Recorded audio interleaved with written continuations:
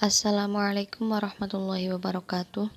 Di sini saya Tasya Tri Angelia akan sedikit mempresentasikan tentang tujuan sistem informasi pengawasan dan evaluasi. Tujuan sistem informasi. Tujuan dari sistem informasi adalah agar pengelolaan data dan informasi sebuah organisasi dapat menyeluruh, terintegrasi, terpadu dan menghasilkan informasi yang cepat dan akurat. Prinsip dari pengelolaan sistem informasi adalah didukung tim IT yang kuat, infrastruktur IT yang mendukung, kebijakan atau prosedur, perencanaan dan manajemen, serta pengembangan secara berkelanjutan dan berkesinambungan. Tujuan utama dari sebuah sistem yang memuat informasi tentu saja adalah menghasilkan suatu informasi. Informasi tersebut nantinya akan diolah dalam bentuk data sehingga mudah dimengerti dan dapat diterjemahkan oleh para pengguna informasi tersebut. Berikut tujuan sistem informasi menurut O'Brien dan Maracas.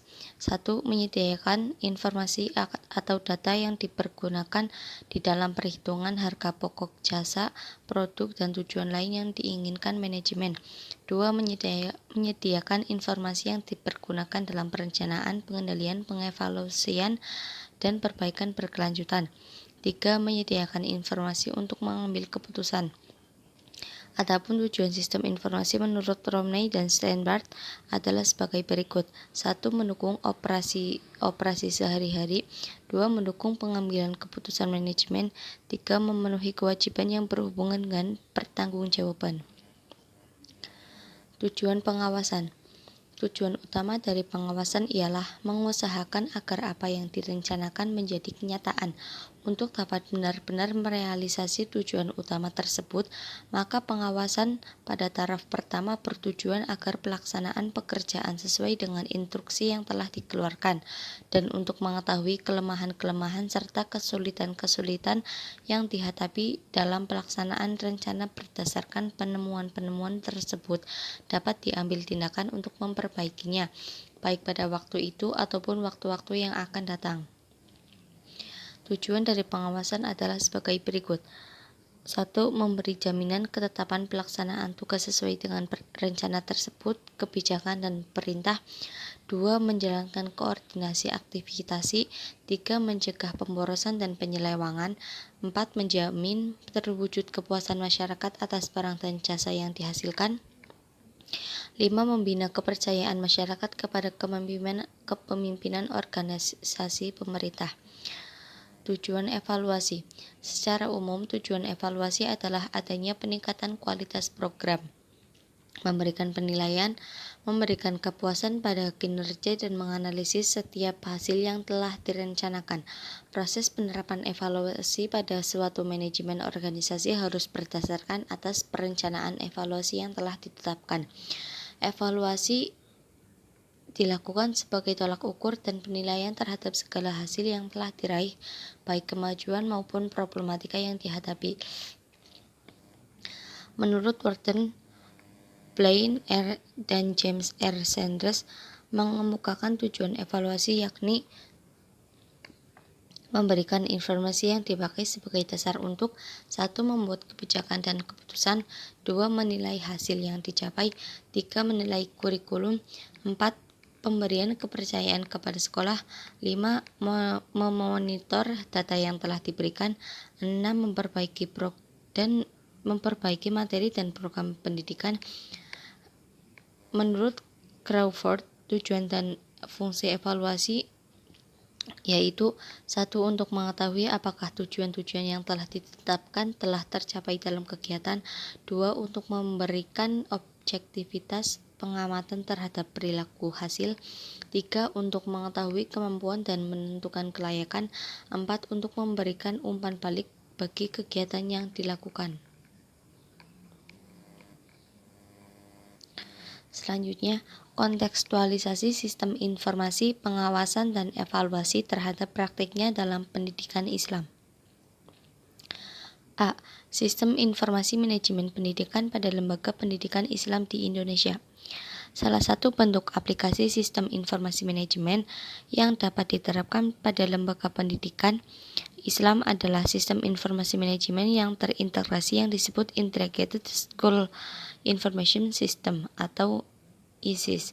SIM ini memiliki fasilitas yang terintegrasi yang di dalamnya meliputi data peserta didik, tenaga pendidik dan tenaga kependidikan, bimbingan dan konseling, kartu belajar barcode, absensi peserta didik, pendidik, pegawai, nilai ulangan, UTS, UAS, tryout, rapor otomatis, pembayaran, SMS gateway. Selain itu, ISIS juga bisa terhubung dengan scanner yang akan otomatis mengirim nilai ke database sistem. Sehingga hal ini akan memudahkan para pendidik mata pelajaran untuk mengelola, menganalisis, menginput, dan menyimpan data yang berkaitan dengan tugasnya. Untuk absensi peserta didik, pendidik dan pegawai dapat menggunakan sidik jari yang otomatis terlapor ke wali peserta didik bila peserta didik bolos atau tidak hadir.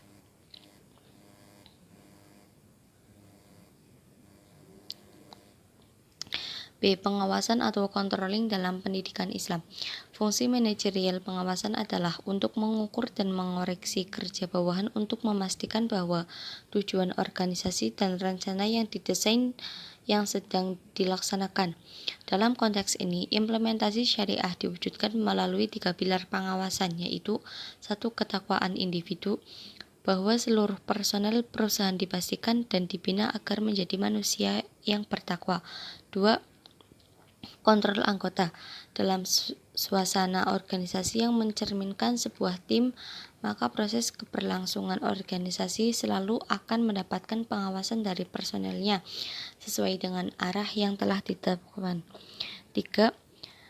Penerapan atau supremasi aturan. Organisasi ditegakkan dengan aturan main yang jelas dan transparan dan tidak bertentangan dengan syariah. Ar-riqobah atau proses kontrol merupakan kewajiban yang terus-menerus harus dilaksanakan, karena kontrol merupakan pengecekan jalannya planning dalam organisasi guna menghindari kegagalan atau akibat yang lebih buruk. Mengenai faktor ini, Al-Quran memberikan konsepsi yang tegas agar hal yang bersifat merugikan tidak terjadi.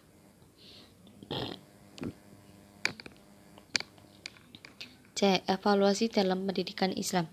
Evaluasi pendidikan Islam adalah suatu kegiatan untuk menentukan taraf kemajuan suatu efektivitas di dalam pendidikan Islam.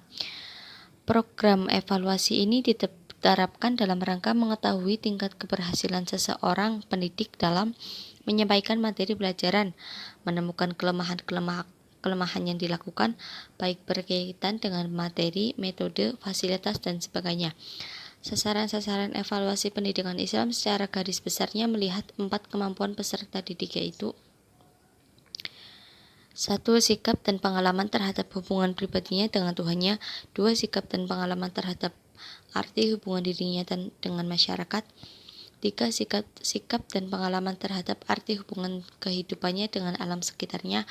4. Sikap dan pandangannya terhadap diri sendiri selaku hamba Allah, anggota masyarakat, serta selaku khalifahnya di muka bumi.